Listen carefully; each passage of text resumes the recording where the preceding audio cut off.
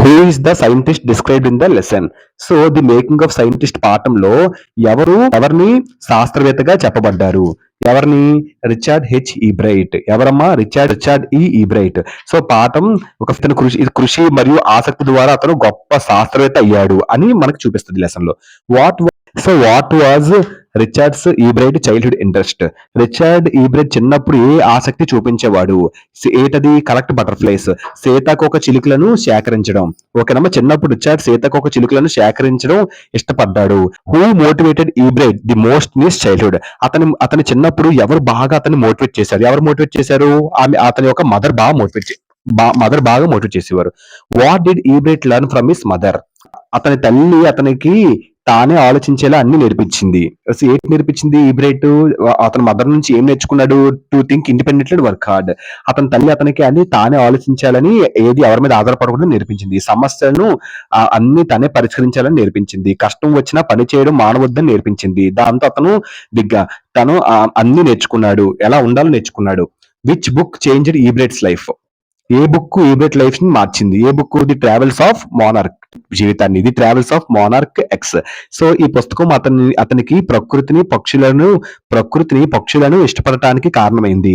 ఇది అతనికి విజ్ఞానం చదవడం, ప్రపంచాన్ని అన్వేషించడానికి ప్రేరేపించింది, మోటివేట్ చేసింది. ఓకేనా, అదే travels of Monarch X. Why did Ebright start doing real experiments? ఎందుకు ఈబ్రైట్ రియల్ ఎక్స్పెరిమెంట్స్ ని స్టార్ట్ చేయాలనుకున్నాడు? ఎందుకంటే అతను సైన్స్ కాంపిటీషన్స్ ని విన్ అవ్వడం కోసం.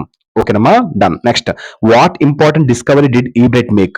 The function of a cell hormone. అంటే ఈబ్రైట్ సెల్ హార్మోన్ పని ఏమిటో కనుగొన్నాడు. దీనివల్ల సెల్స్ ఎలా పనిచేస్తాయో, ఒకరితో ఒకరు ఎలాగా అండర్స్టాండ్ చేసుకుంటాయో తెలుసుకున్నాము, ఎలా కమ్యూనికేట్ చేస్తే తెలుసుకున్నాము. ఓకేనమ్మా, అదే సెల్ హార్మోన్ అంటారు. ఓకేనమ్మా, డన్. సెల్ హార్మోన్ అంటే తెలుసమ్మా? సెల్ తయారు చేసే ఒక రసాయనం. ఇది ఇతర సెల్స్ కి ఏం చేయాలో చెబుతుంది. ఇది శరీరం సరైన పని చేసేందుకు సహాయపడుతుంది. What qualities made Ebright a successful scientist? Ebright విజయం సాధించిన శాస్త్రవేత్త అవడానికి ఉన్న గుణాలు. సో ఎలాంటి గుణాలు? ఎందుకంటే క్యూరియాసిటీ, అంటే ఎల్లప్పుడూ నేర్చుకోవడానికి, కనుగోవడానికి ఆసక్తి ఉండేది. హార్డ్ వర్క్, ఎప్పుడు లక్ష్యాలను సాధించడానికి కష్టపడ్డాడు. అండ్ ప్రెసెవరెన్స్, అంటే కష్టాలను త్యాగం చేయాలనుకున్నాడు. ఓకేనా, ఎప్పుడు వదులుకోలేదు, ప్రతిసారి హార్డ్ వర్క్ చేస్తున్నాడు, అదే perseverance. What role did failure play in Ebright's life? Failure తన జీవితంలో ఎలాంటి రోల్ ప్లే చేసింది? It motivate him to improve. So failure అతన్ని మెరుగుపరచడానికి మోటివేట్ చేసింది. ఇది అతనికి పాఠాలు నేర్పింది, విజయం సాధించడానికి సహాయం పడింది. What is the main message of the lesson? So ఈ పాఠం ఒక ప్రధాన సందేశం ఏంటి? Curiosity and discipline create scientists. ఏంటి?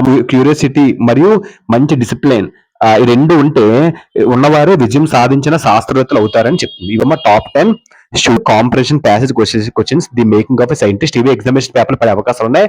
డ్యామ్ షూర్ ఇవే ఇస్తారు పక్కా. ఓకేనమ్మా, థ్యాంక్ యూ.